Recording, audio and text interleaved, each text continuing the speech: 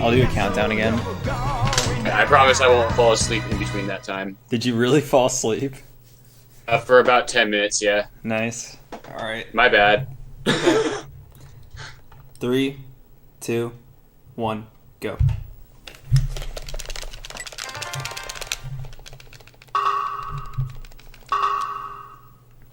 Oh my god. I'm tired too. Alright.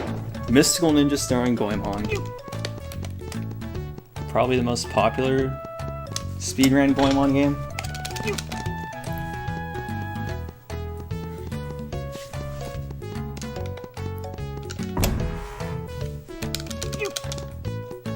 So of course we play on Japanese because that's what every speedrun does. And this game came, oh my god. Nice start.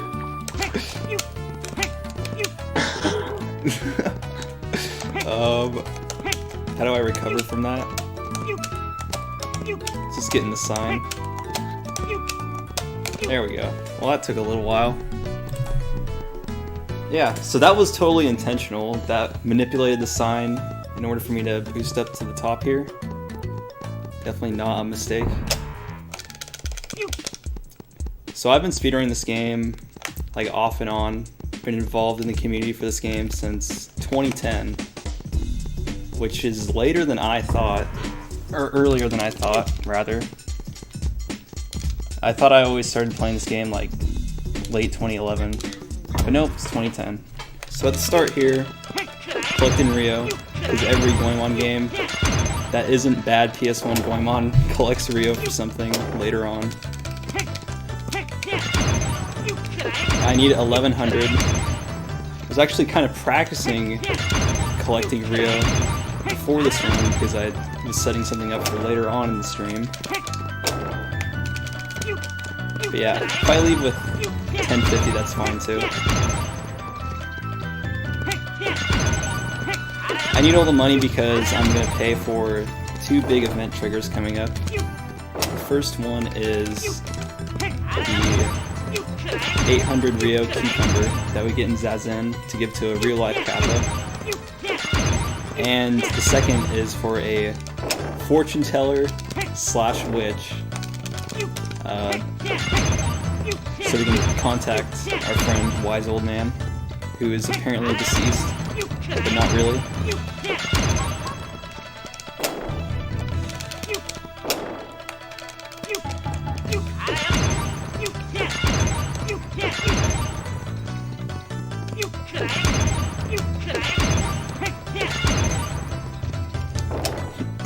It's been really cool playing this game since 2010 though, because I've seen so much of it change. The first person I watched speedrun this game was a person named Annie Meowsers. Very few of you probably even know who that is, but he is the main reason why I play this game now. He got me into it, and all because I got my wisdom teeth removed when I was like, let's see, 2010. 8 years ago, doing math while tired, so I was 15 or 14, and I was just watching him on Ustream play this game.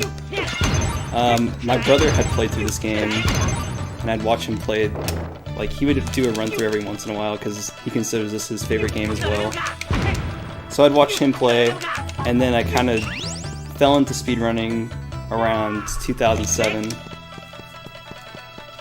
Watching Ocarina of Time and Mario 64, the 16-star tasks, and Fluffy Kitten's Ocarina of Time run. Those got me really interested in speedrunning, so then I started going to Speed Demos Archive, SDA, forums, and just reading stuff on there. I actually had dial-up internet back then, so basically reading forums was the best I could do, and then I would like watch the videos either at my friend's house or the library or something dumb. But finally in 2009 we got high-speed internet, and I could finally start actually watching videos on YouTube without having to wait years and years. And so, yeah, anyway.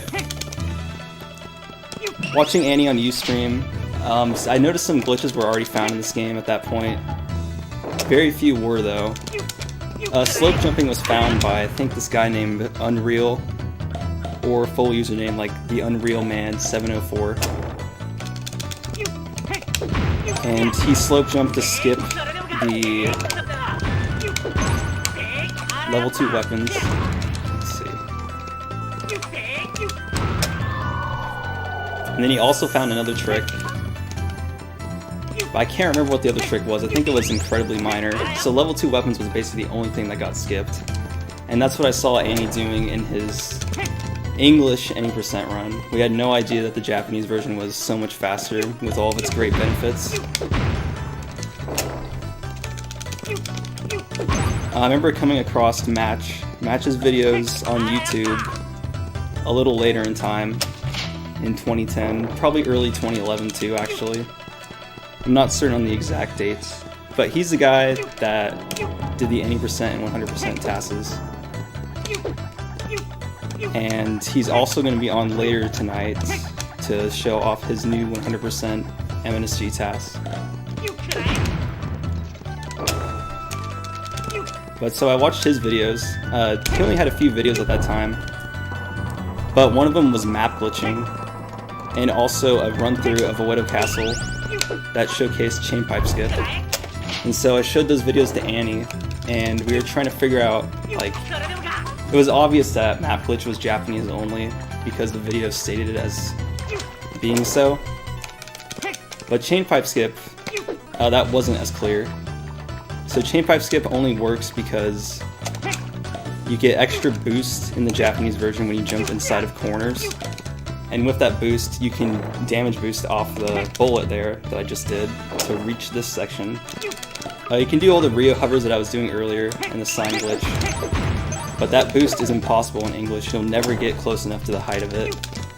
Even though I thought you could get close, I did a very poor English playthrough earlier this week and found out that it really is not close at all. So yeah, I just remember discussing that with him, and then Match, one way or another, I guess he was reading the SDA forums, he just joined and started talking in the topic. So, talking with him, I had also found a sequence break in the submarine castle where you could glitch through the ceiling by attacking just the ceiling area and the main room where you can get up really close from the sushi pieces. Okay. And Match was showing that that didn't work on Japanese version, but they could still do the sequence break in Submarine Castle through map glitch anyway. Let's see if I get this. Damn, I missed this in Goemon-A-thon too.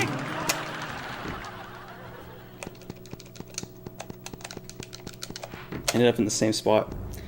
But yeah, so we were just talking with Match on SDA. Eventually Annie got the Japanese version, and he was doing runs on it. I, being only 15 and having sheltering parents, they would not allow me to buy anything off the internet or anything like that. So I would just do speedruns of the game 100% on English. So that's what got me started, while Annie did any percent on Japanese. But I found like tons of glitches that only ended up working in the English version. Like different workarounds for stuff that would only normally be possible in Japanese. Such as getting to Festival Village early, or another one was the Submarine Castle sequence break. But it wasn't until like, I think 2012, we found like a bunch of different tricks. Match was working on a new task. He had pretty much finished it. The only part of it that was left was the musical castle section. And this guy named Serpent, I don't know what he was doing, but he was messing around with Mini Abisu and he found out that you could do slides as Minibusu because Match had uploaded a video on his YouTube account where he sequence break musical castle with the cubby hole, and he did an Abusu slide, but it wasn't a full one. And so Serpent, I guess, was messing around with that and found out that you could glitch through walls.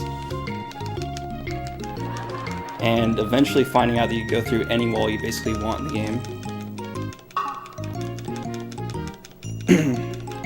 And so through that, it made like Annie not want to speedrun Goemon anymore because the trick was deemed too hard by him. But I continued playing and kind of led up to this point now. This is definitely one of my favorite games to speedrun.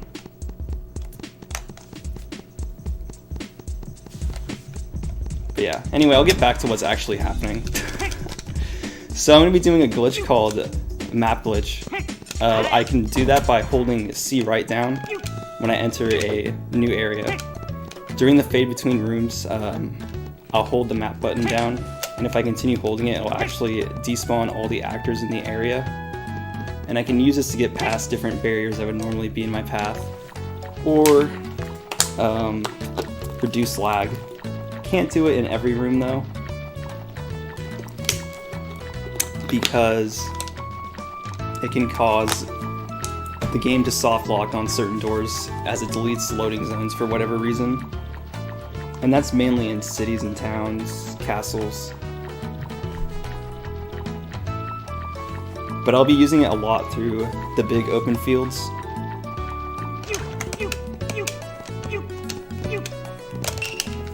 And so I got the pass from the Lord of Oedo, and these guys are opening the door. I'm gonna go for the fence jump for DCX to gain some respect and show him how it's done since he missed it both times in his run.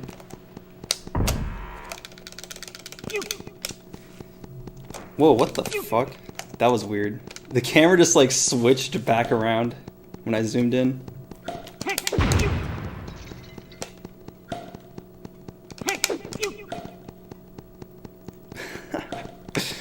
I hope you enjoyed that, DCX. I don't actually need the Rio. I know how to do it.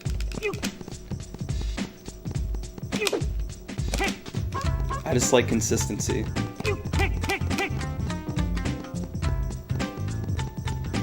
So yeah, I'm map glitching through this area. Normally there's an Impact cutscene coming up where Impact is summoned to take care of this guy that blew up Wise Man's house, and apparently killing him in the process, but that's not true. So yeah, map glitch is helpful with getting past certain trigger zones. Try doing slope jumps there. Slope jumps work by jumping onto a slope, and then I think you have one frame, or you could have more than one frame actually, depending on how you landed exactly. You can do an extra jump on the slope that normally wouldn't be possible.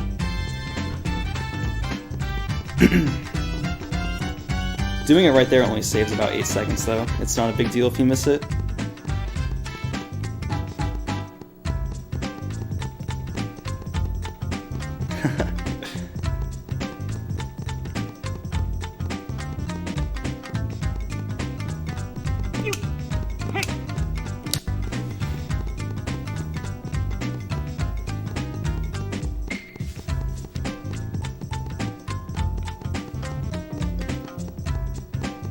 So I'm heading to Zazen, and we're going to meet our friend Benkei.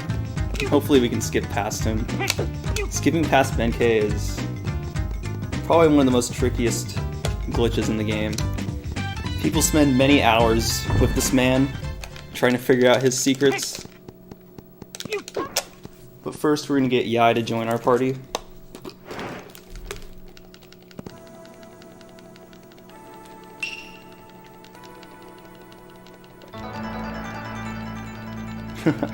It's a good read. You should read it, Danzel.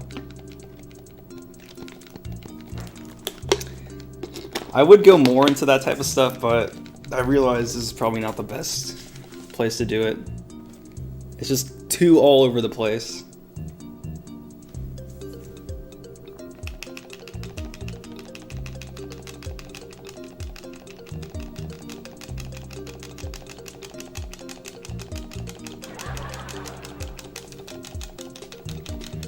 Alright, hopefully I can get a quick Benkei to make up my horrible beginnings.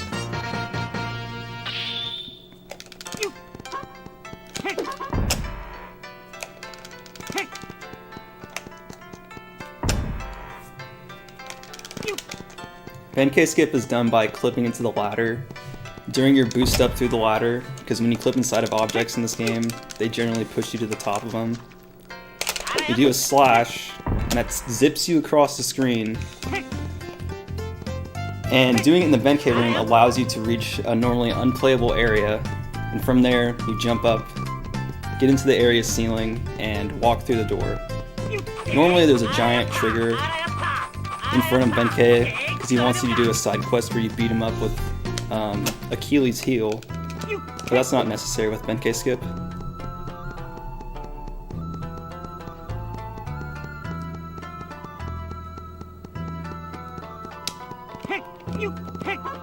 Alright, do 3 jumps there so you can grab the rock actually. This rock doesn't like to be grabbed most of the time, so I do 3 jumps as like good luck, but also because I think it actually does something. It's my own fan theory, a Piken theory of dice rolling, if you will.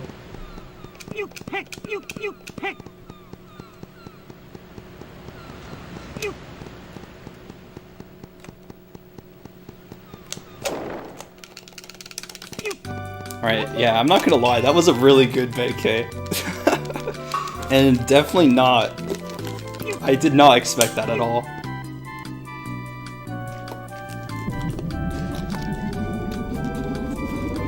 Normally there's some failed attempts that go along with Benkei.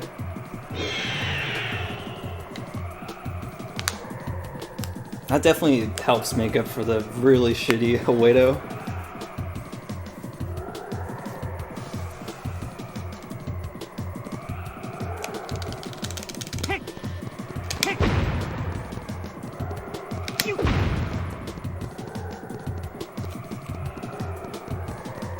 Alright, so enemies spawn on this dragon. Generally, you only want to hit the dragon heads when they come down, because they actually dive bomb you. These little bobblehead guys, they don't do much, unless they get in a giant horde, but we're getting a healthy amount of both, so we're cool.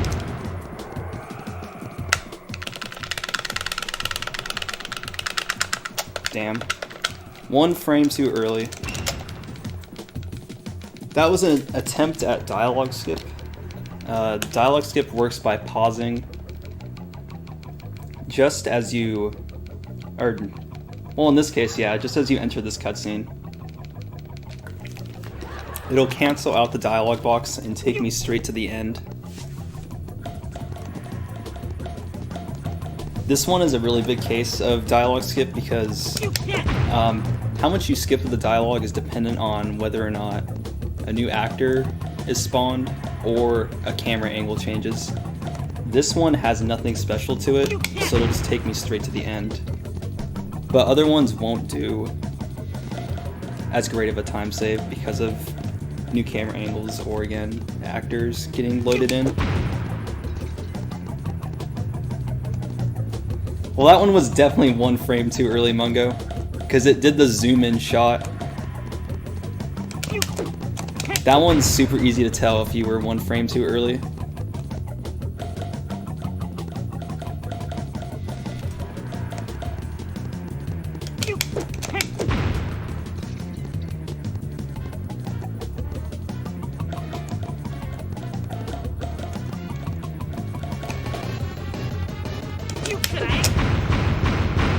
Alright, he's dead.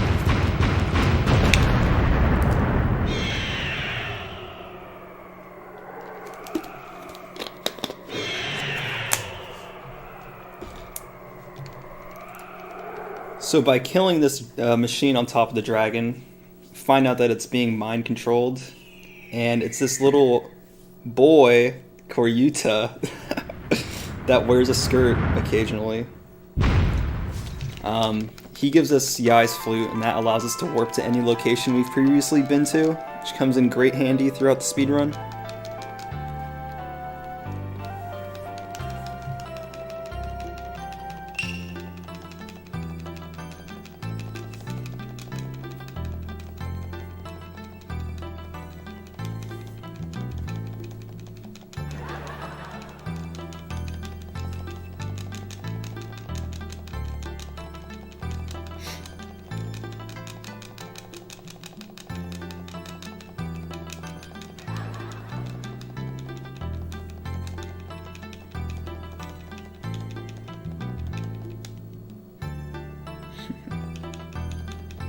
It's a robe. Well, they look like shorts to me, honestly. It is. I don't think of a skirt when I look at this gentleman.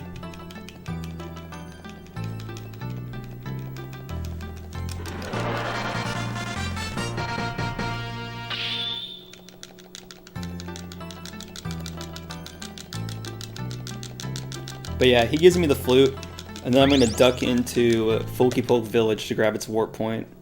And then I'm going to ascend those stairs. But here's some spoilers of what's to come. Hopefully I can do this correctly. Oh, who is that man right there? I guess we'll find out at the end of the speedrun. But yeah, I'm going up Compyra Mountain now. This is necessary to get the Fire Rio. Fire Rio is to get inside of Ghost Toys, and it also is one of the most powerful weapons at our disposal throughout the speedrun, so I'll be using it to kill stronger enemies.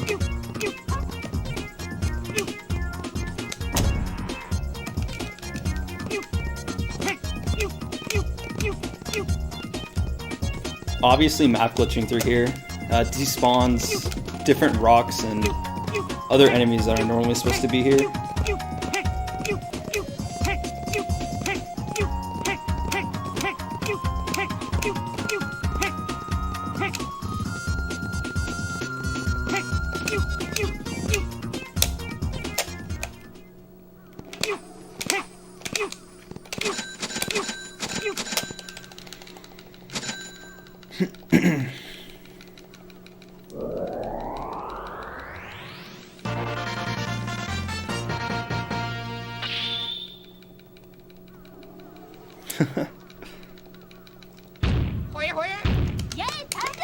So yeah, now with that Folky Poke warp, I'm gonna head on back there.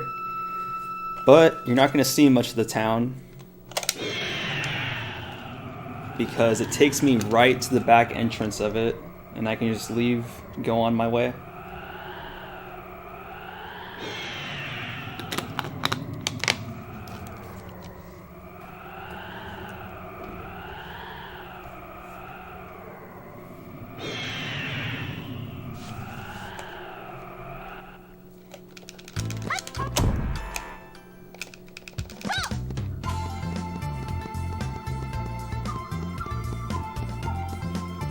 Alright, this area is called Tosa, and probably has some of the most memorable music in MNSG. A lot of people seem to have a lot of love for this song, and I can see why. It's definitely one of the greats. Coming up, I'm going to be doing Time Stop. It's a glitch where you play the flutes near a ladder, and if you press Z, you'll actually grab onto the ladder. But time will be still stopped, because playing the flute actually stops time normally in the game. But when we grabbed the ladder, it didn't get rid of the fact that time was stopped. Like, it still thinks we're playing the flute right now. And that's just to reduce some lag on that bridge. Normally pieces of it are supposed to fall down, but with time stop activated, that's not a problem.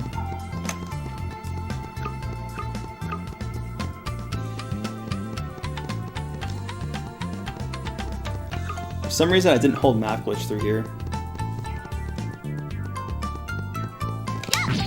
So there's gonna be a little bit of lag in this area, but not that bad.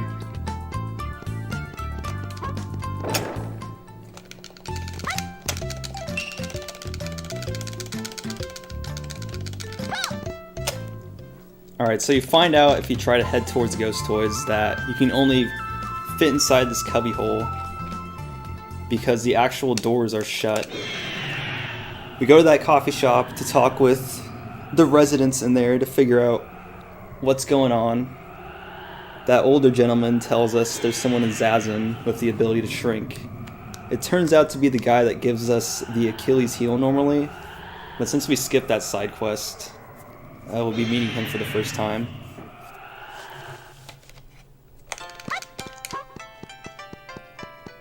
He does wear a pink shirt, but DCX says that he's a boy, which is good. I agree.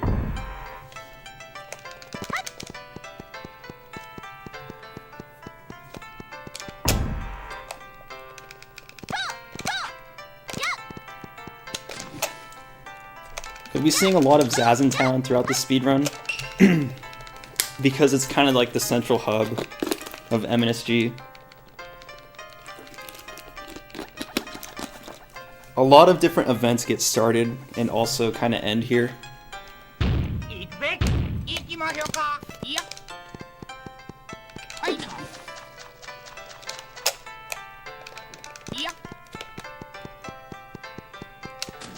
But yeah, now we're following him to this Japanese guy's cupboard, Mr. Saturn's actually. And it is said that if we collect 8 of those sweets, we gain the ability to shrink.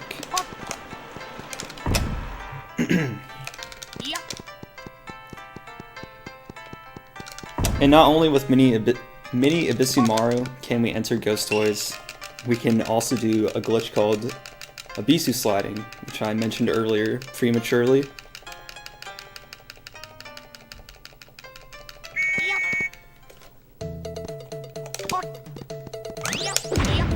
But right now I want to listen closely so I don't miss any sweets.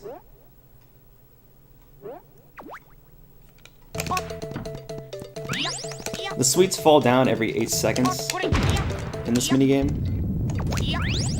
So the only one that really kind of matters is the one that falls at the 42-second mark.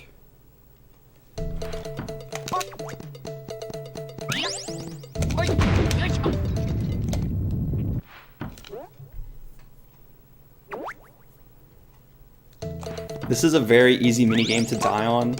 If this guy spots you, he rains down with a fiery hell of like bullets inside of his cupboard. So that's why I just hide it out.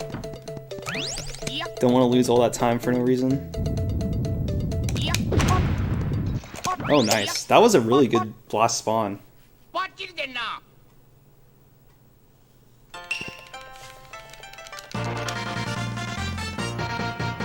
Casual JRTA strat.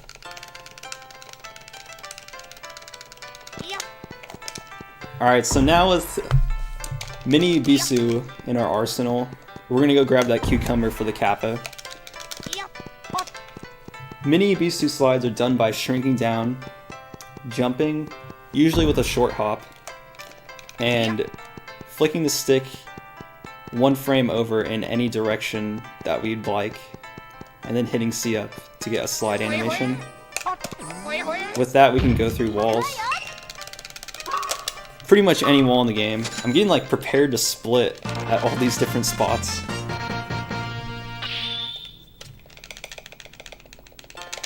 And so you'll see that trick a ton coming up here, especially. Ghost Toys has 5 right off the bat.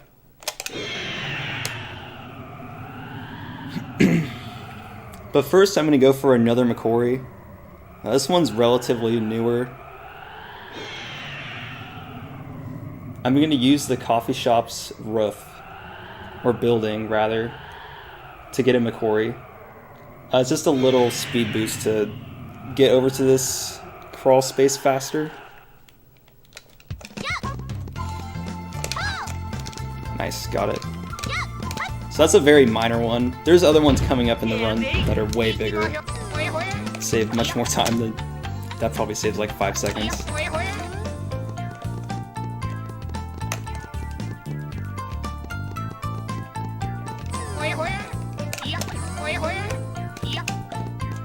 So yeah, you might think that Abisu slides are great. Like the only thing you have to worry about is just getting the full-on good slide. Well... That would be wonderful if that was the case, but Abisu slides can routinely block you. And you'll definitely be seeing that probably in this room here. These 3 slides are definitely the worst ones in the entire run. Well, actually this first one isn't that bad. Usually lets you through, but the other 2 are absolute hell. First gotta collect this camera, it's the dungeon item of this castle. I think that'll grab. I hope it grabs, because that slide just let me through. Oh yeah, that's gonna grab.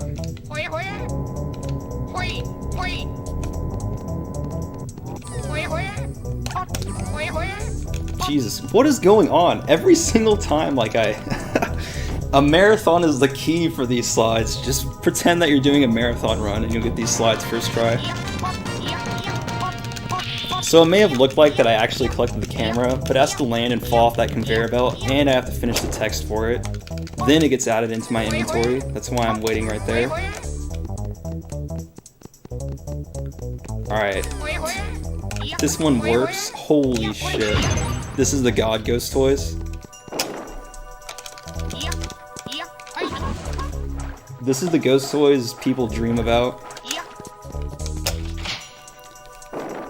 So this is a room in a dungeon that I can actually map glitch. It's a melee room normally, but there's a hole in the wall here, no door, and it doesn't get deleted, so it just takes me right through.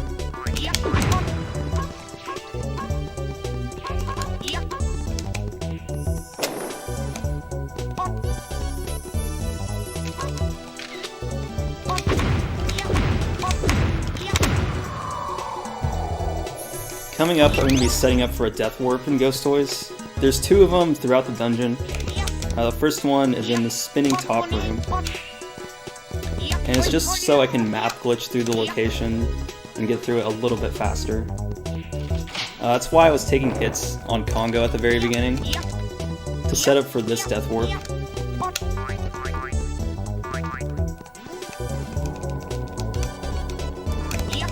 Alright. I'm gonna take another hit here, so why not? And I'll also be doing a variation of Abisu sliding. It's called water sliding. Similar idea, so I shrink down, move 1 frame forward, jump. During the resurfacing phase, I hit C up, and that'll get me in that good old sliding animation that we're all familiar with now. And with that, I can go through walls from being in water. They're generally more well-behaved than your regular Abisu slide, but they can block hard too. They like to deceive people, but they can be just as ill-mannered. I've had my share of experiences in this room coming up.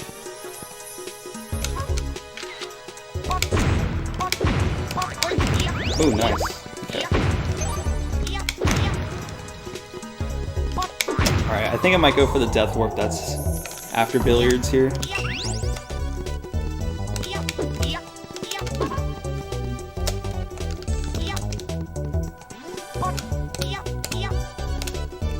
Damn, dude, this is like the Goemon-A-thon repeat. I got landing animation there as well in Goemon-A-thon. This is so weird. Okay, so I've been blocked by this one pretty hard. So much that I just died prematurely. No death warp time save for me. I can take 1 hit. Alright, we'll do the later death warp. Damn it.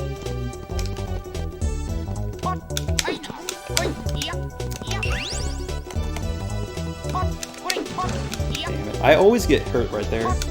So yeah, the later death warp, the first death warp I could do, which is actually the second, there's like 2 second death warps. The first one would have been in that room that I just left. That only saves like a second or so on the way back. It's mainly just to refill your health for this little section here, and to get through the jump rope room a little bit faster the first time. But I can do another one after billiards that saves a greater amount of time because I can map glitch through that area. It's kind of a large key room with different obstacles that would be in my way. And I can also switch to Ebi during my death to save some time and also go for another slide. Okay, thank God. I thought that was gonna miss.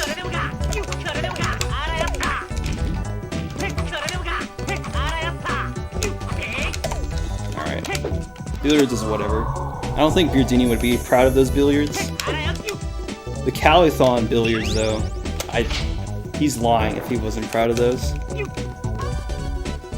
So yeah, I can map glitch through this area. Optimally, you just want to have the half heart.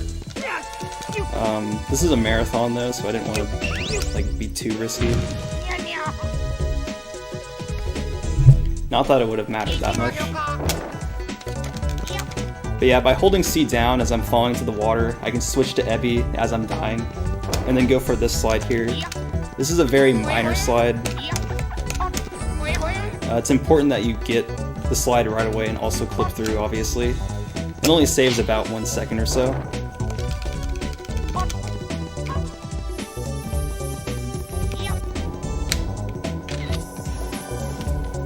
That was a solid Ghost Toys, for sure. The only thing I could criticize is the billiards.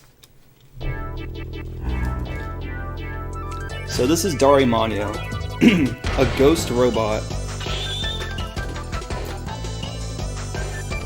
Take a picture of him with your camera. Oh shit. There we go. And you'll expose his weak point. His heart.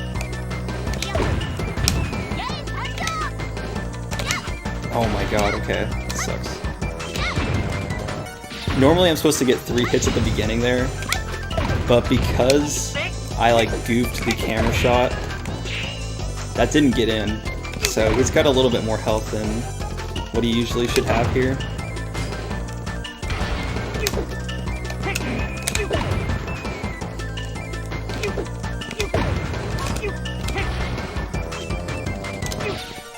Oh wow.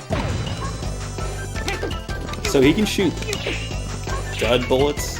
They're not always the best thing to get, and they happen randomly. In that case it was pretty good, because his heart was actually not flashing, so I could get a hit in right away. Yeah, that Goemon-A-thon was all over the place, man.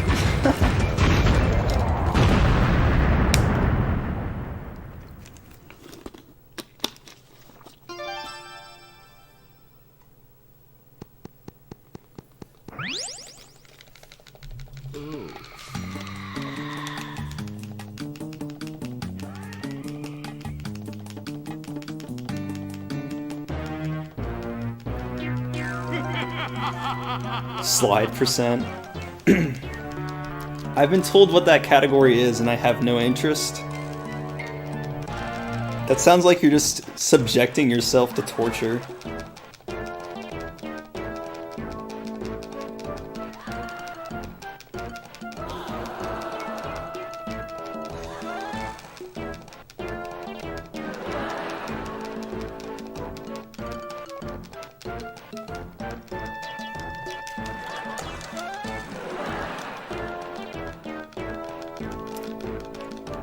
Alright, after this castle, we're going to do things a little bit out of sequence.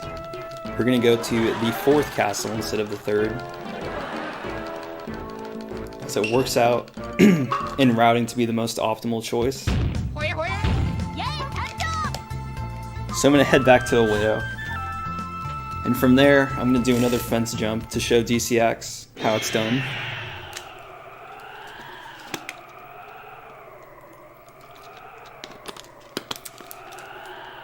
But we're going there, and we're heading to Festival Village. It's the area where the submarine's at.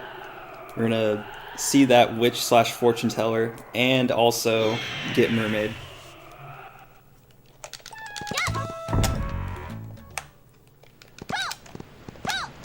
Oh my god, okay.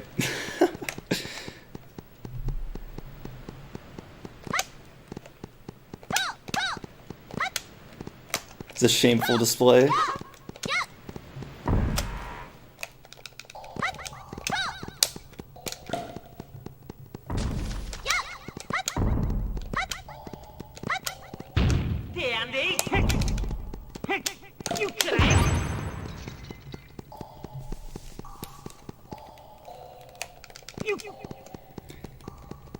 It is a compromise. It's a compromise for now. Band's response to Beardini got me thinking maybe not quite a witch. But I still don't fully agree that she's a fortune teller either.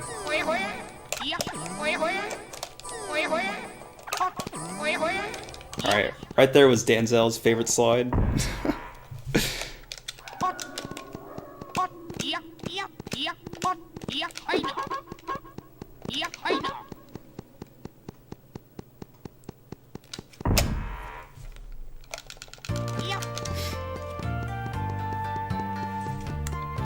So this is Festival Village. We unfortunately won't be spending that much time here. kind of just run through it. But it's a cool place. Should check it out on your casual playthrough. Alright, here comes the next Macquarie. This one is a bigger time save than that little itty bitty one that I did on the way to Ghost Toys. We're going to use it to scale up the mountain a little bit faster on our way to the witch.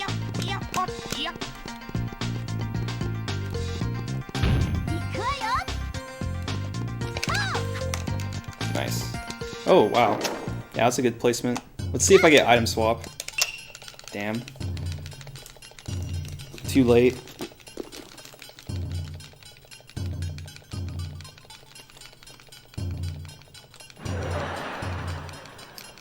But yeah, here's our good friend, fortune teller / witch. She's gonna contact wise old man, who's gonna tell us what we need to do next in our quest.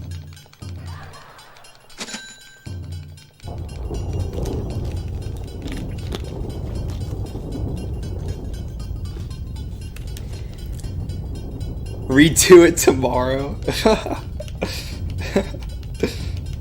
Yeah, time to close shop.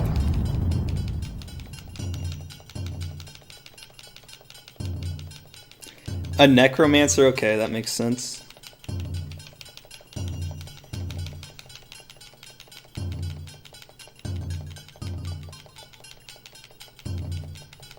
Alright, so this necromancer here is gonna bring our good buddy wise old man, who's gonna tell us what we need to do.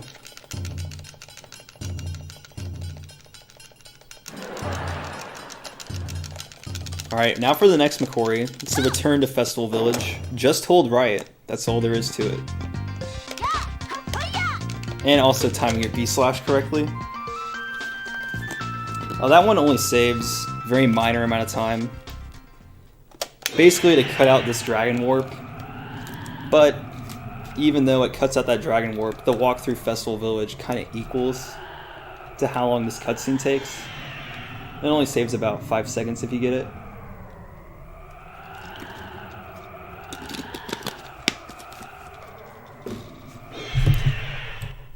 The English text says witch.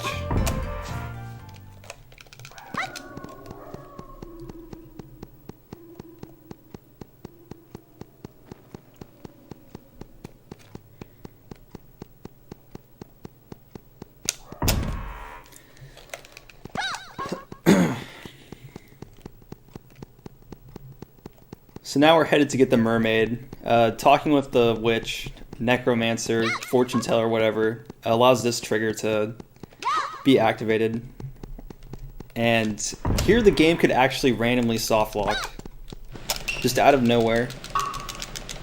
Unexplainable. There's probably like a 10% chance of this happening. Also, cool tech in this minigame is that you can press every button to scale the waterfall. So you can get ridiculously good times by doing this.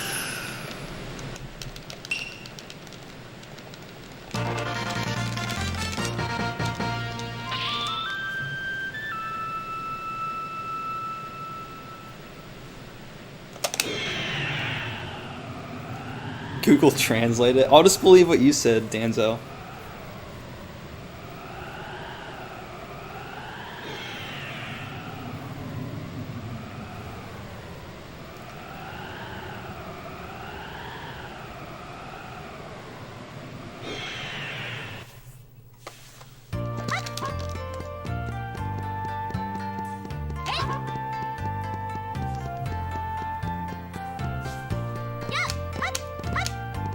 The hold A strat is pretty new. It's found by Claude, and I think he found it... I don't even remember when he found it now, but I don't even think it's a year old yet.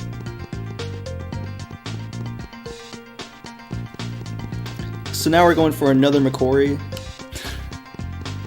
It's just to land in this water and get over to the red button quicker so we can access the submarine a little faster. It's not exactly necessary, but it saves a little bit of time.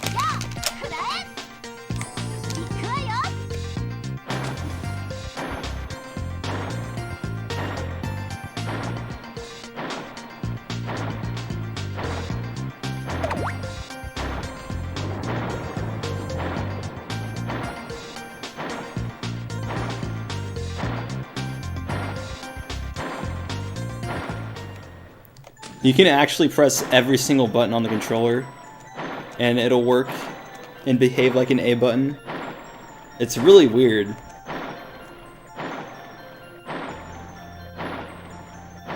Like I press Z, D-pad, R, and the C buttons.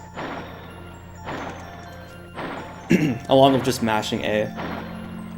And you can get 37s super easy that way.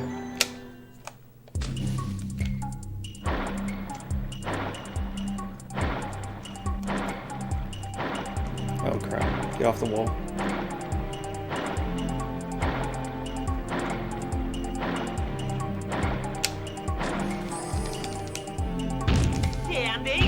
So yeah, we're gonna do another water slide here to sequence break this castle. There's only a few rooms left after this point.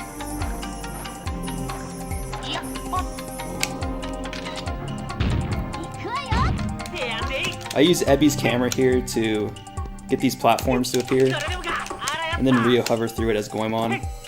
You can make this gap here with some good Rio shots, but those platforms just make it easier.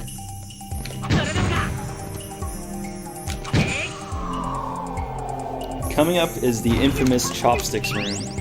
In all of Goemon, no room has given people more struggle than Chopsticks.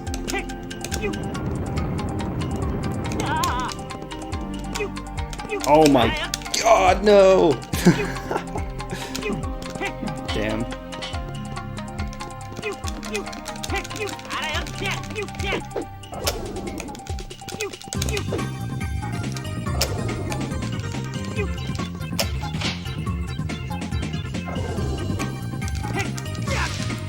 I'm actually surprised it didn't make the normal chop.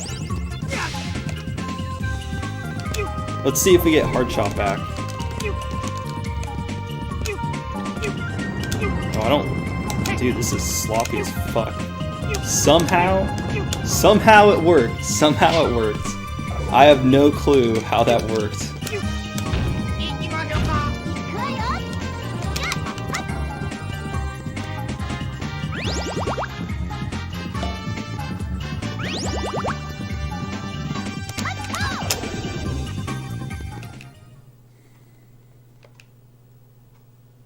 The speed lore on Chopsticks room, it begins with Danzel freezing at Chopsticks in the Goemon relay.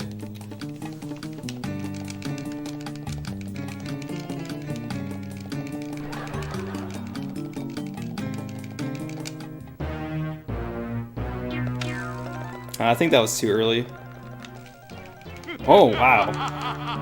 Okay, there's some dialogue skip right there. That's one. There's two in this cutscene. Second one is slapstick.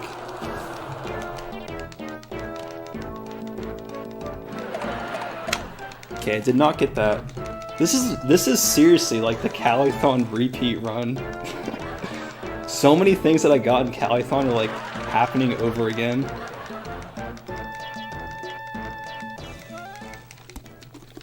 Well, Danzel, the reason why I included the freeze like mention in my video is because one of your clip, and two, I like went and tested out myself. I was like, okay, let's see how easy it is to freeze the game with some Rio. And I actually did it like pretty much instantly.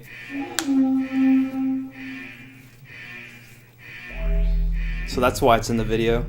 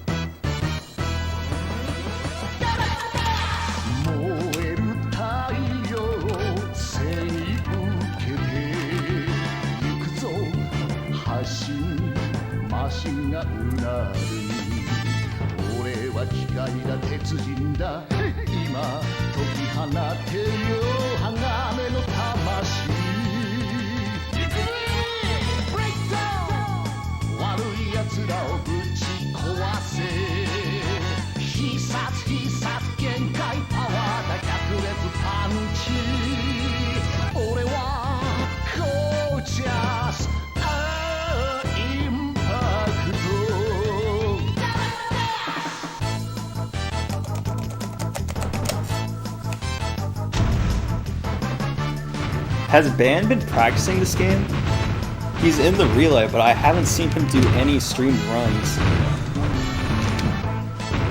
He's your opponent, isn't he, Danzel?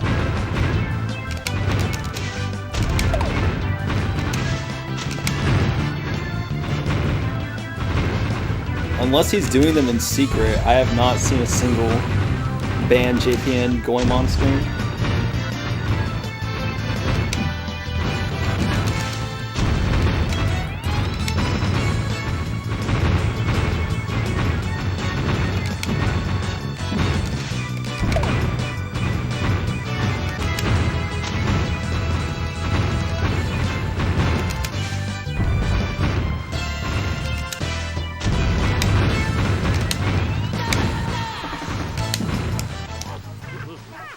Alright, we're prepared for impact.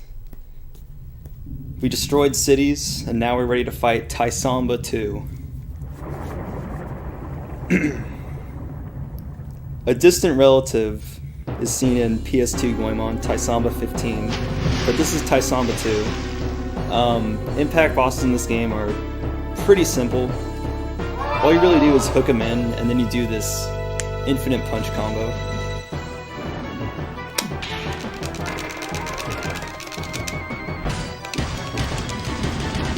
So I do the 100 punches, does 210 damage.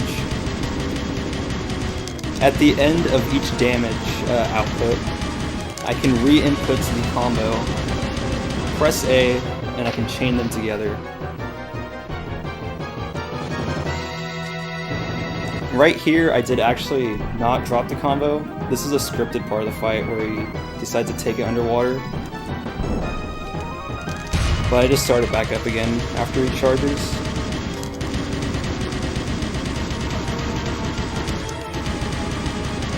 Alright, then we kick and finish him off with a laser.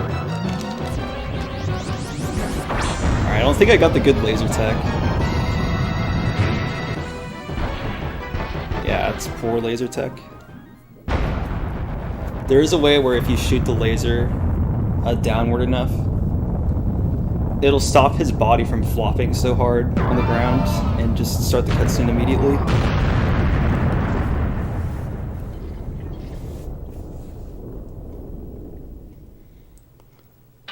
But I'm going to be holding map glitch here again to skip Impact's dialogue.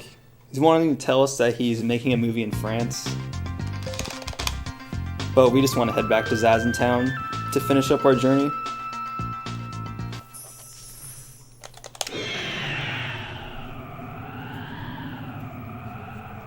So during the submarine cutscene, we find out from one of Dancing and Lily's henchmen that he dropped the miracle item. Those are the things that we're collecting at the end of each castle in Zazentown. So we're going there to investigate what possibly could have happened to it. If we actually fought Benkei, we would have learned that he's a collector of random objects. So we're going to him first to see if he has any clue on what this stuff is, or where this stuff is, rather.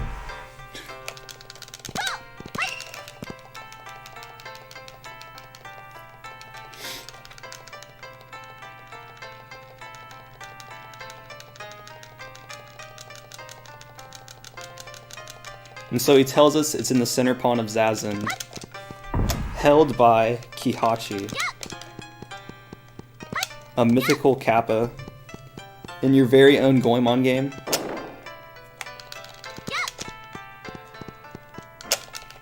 And this is why we get the cucumber. We trade the cucumber for the miracle item.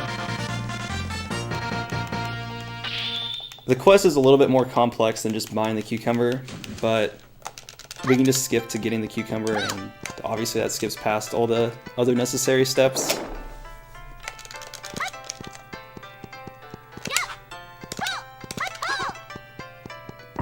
Alright, coming up are 3 more Makoris. This is Lottery Road. These Makoris are probably the second biggest time save, or third. Alright, we got 1.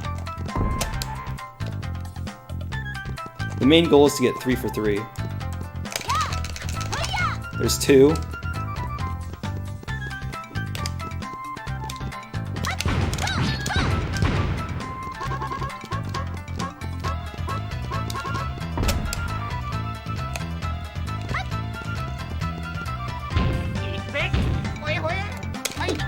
No! I can't believe I didn't get it. Denied. The 3 for 3 denied.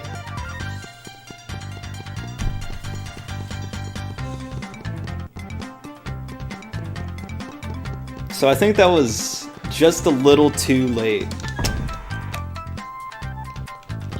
But the setup was beautiful. If I had just slashed a little earlier, it would have worked. Gosh darn it.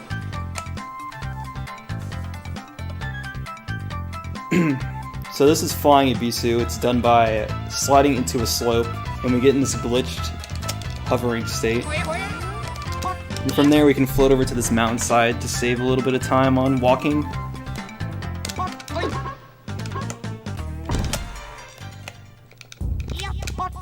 And now we're on our way to Festival Temple Castle.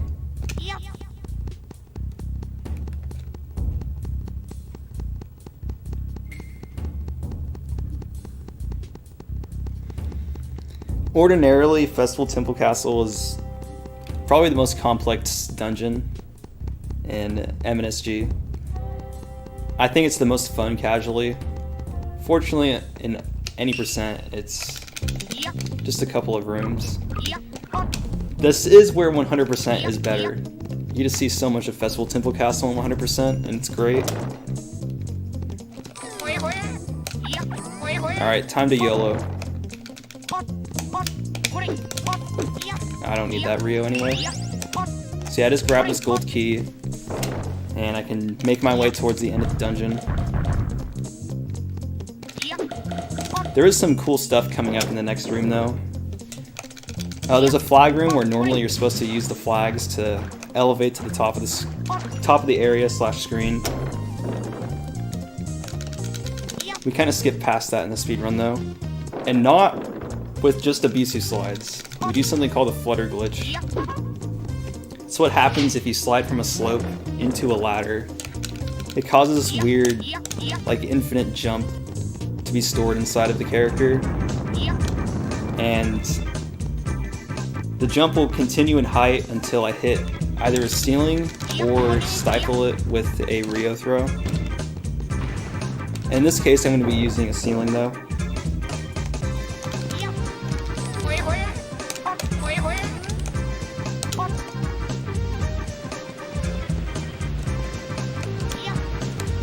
What? That sucks.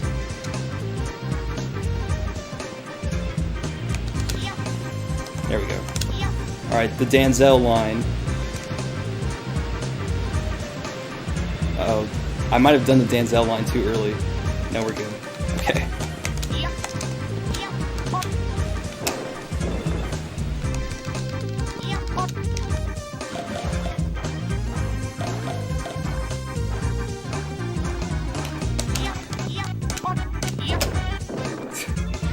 Claude claims that that's your strat, that you jump instantly. So like he adopted it, and it is a real strat, dude. It works great. That came from Claude. And I just stole it.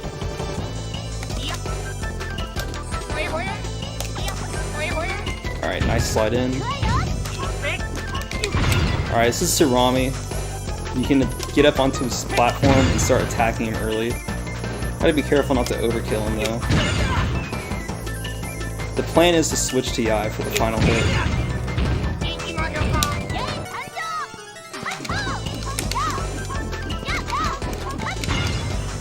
Oh my god, dude. Sub 1 hour Surami kill? That's good. Oh, I'm looking at my timer though. My timer's like different than Josh's, so it wasn't quite sub 1 hour.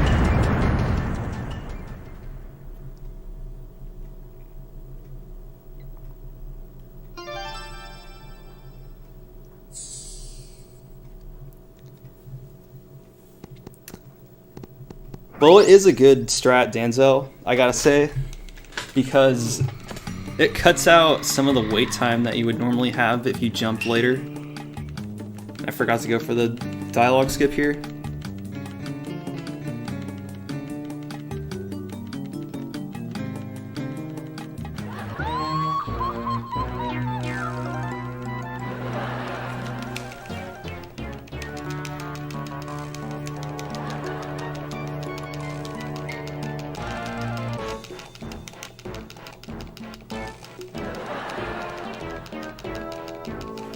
But now we're going to be heading to Musical Castle.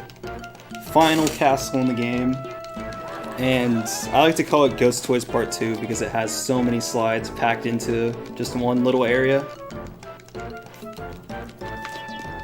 That's mainly the first part of Musical Castle. They're not as block heavy though as Ghost Toys slides are, I must say. But it's really easy to lose time here, especially when you're on good pace.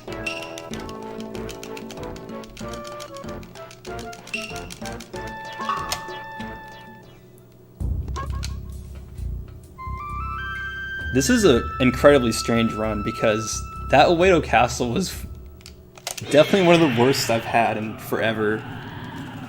But so much else is going good.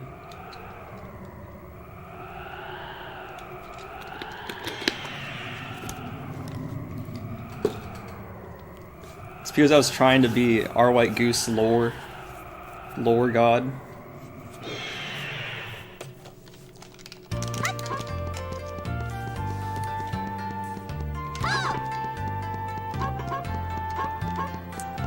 Yeah, I fell in the water, and also I wasn't doing too hot in the melee room, and I also missed Baron cutscene skip.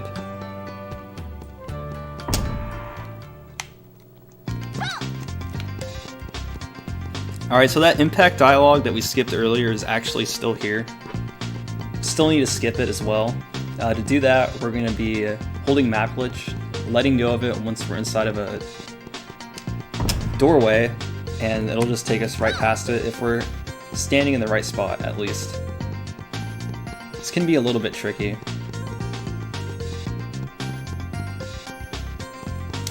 Alright, got it.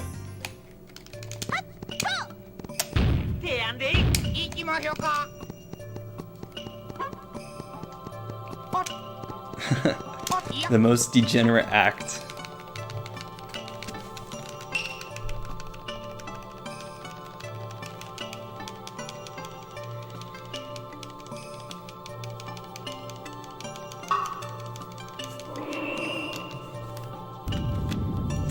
Well, I think trying to remember all that lore was distracting me in gameplay.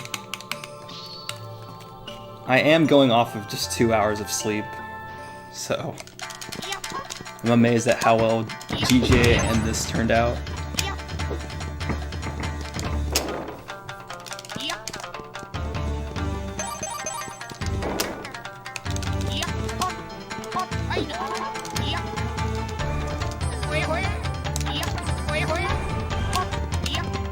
Alright, we're doing French Canadian. That wasn't in Goemon-A-thon. French Canadian is where you get the perfect line, like a true French Canadian, to this fan room.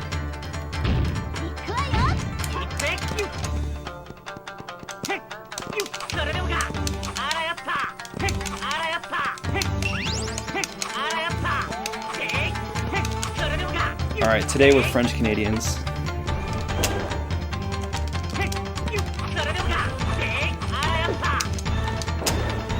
Why is it called French Canadians? It's a quad thing that I just thought was hilarious and decided to steal. It's because French Canadians have the best movement. So many of them are GoldenEye players, and you always gotta get the perfect line. Whoops.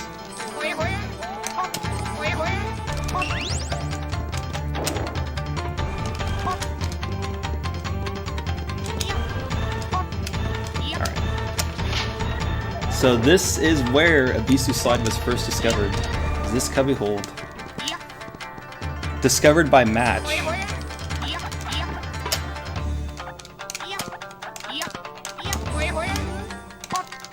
We just didn't know about its wall clipping capabilities, nor how fast it could go.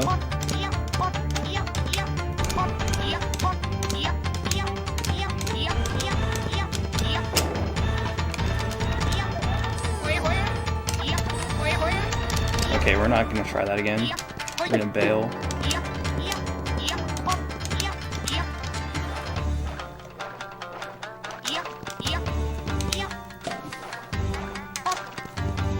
Alright, here's a little bit more lore. Just for a brief second. So I was the one that found level 3 weapon skip. I remember finding this glitch right here. No abusive slide necessary. There's just a hole in that crack right there. I found that glitch, uploaded it to YouTube, and then mowed my neighbor's lawn right afterwards. I made $10 mowing that lawn.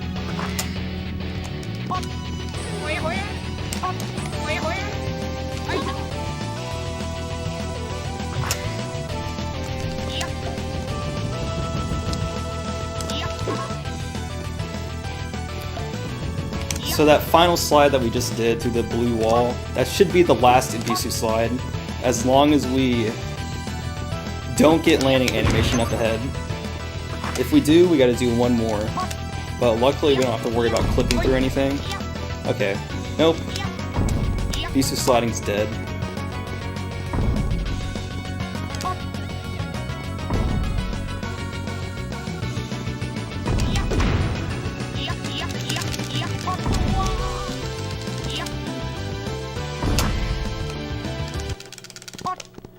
Alright, I did get musical text skip in practice. See if it happens again. No. My timing was completely off. I don't even think I did the setup correctly. Let me watch it back on the stream. Yeah, that wasn't right at all.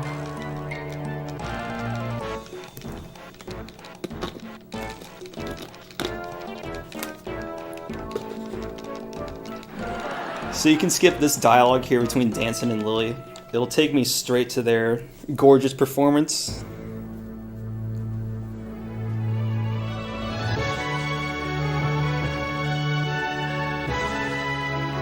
Yeah, this is probably 115.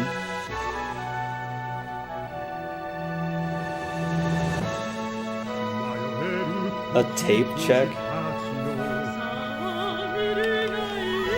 What does that mean? I actually didn't record this. Oh crap, it's still on screen.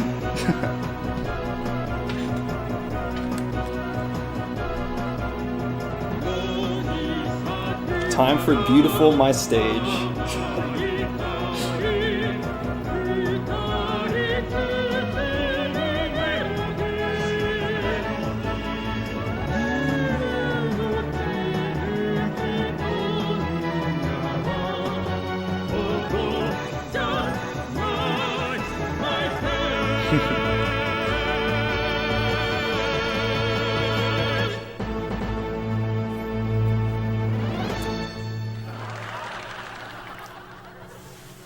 No, you can't skip this cutscene.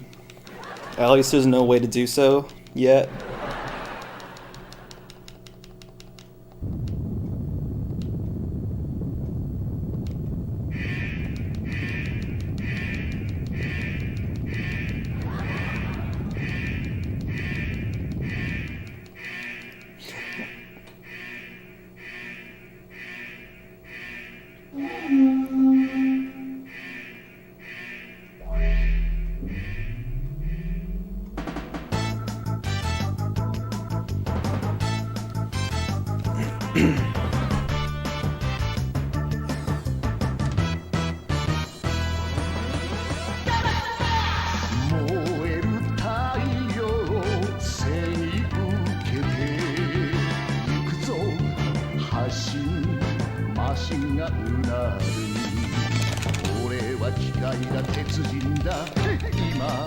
So you can actually turn off the subtitles in the songs.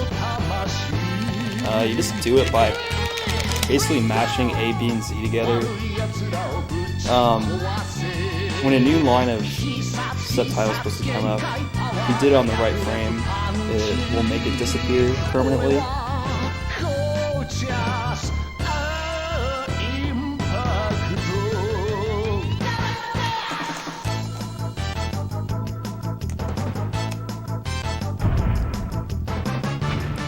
I think it can be either A, B, or Z, but doing all three of them together like ups your chances, of course.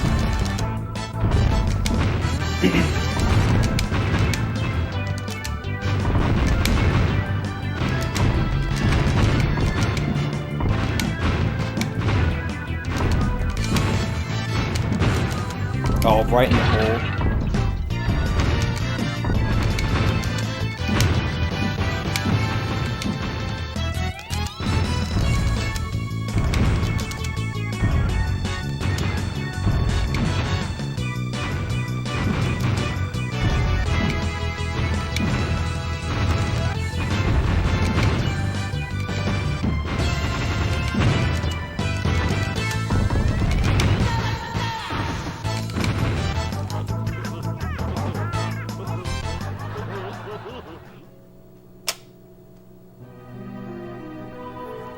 So here's Balbera, Dancing in Lily's giant peach ship. This boss is a little bit different from your typical impact boss in MNSG.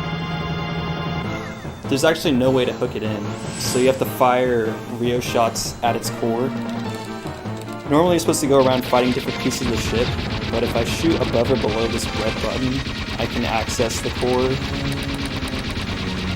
early, or I can hit it earlier than I should. And then to get it to open back up again, I go ahead and kill these peach ships. It's scripted this way that anytime those are completely gone, the core needs to open back up. From there, I miss a laser shot. Normally that's supposed to hit, and I obviously finish off the boss.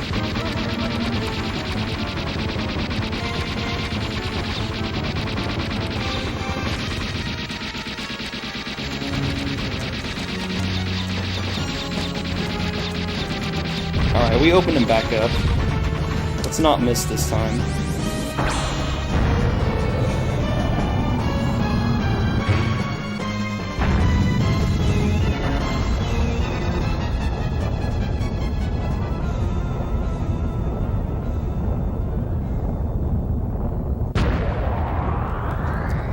And then here's Daytoila. Beautiful, fabulous robot of Dancing in Lily. He's just like Taisamba and Kashiwaga. You might have saw him 100% earlier in the morning. You just infinite punch him. I don't think that killed 115.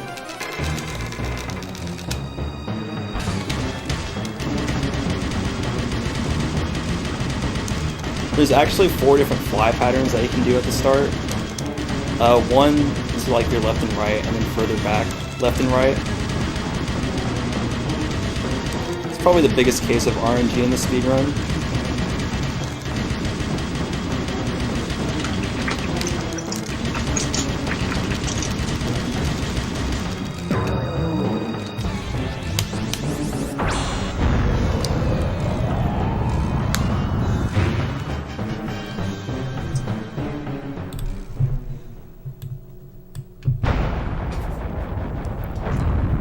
Alright, you know when to time, Josh, don't you?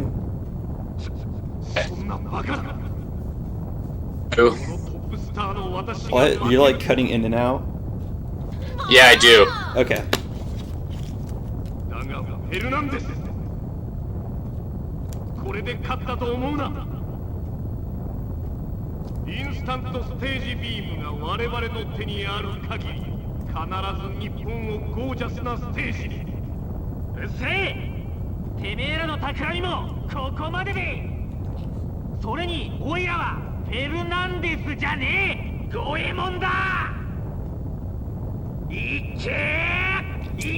Thanks for the GGs, guys. I think that laser actually might have killed 114,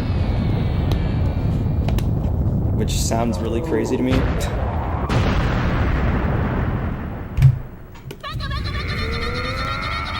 Alright, well on my timer it says 1:15:19. 26. Still a good run either way. Yeah. Better than Totally. Goemon-A-thon, actually. That was cool. Alright, so coming up is TK Faya with Legend of the Mystical Ninja, followed by Mungo with Goemon-A-thon. Both runs are going to be great. Been looking forward to both, actually. Yeah, I guess I'm done. Thanks for watching, everyone.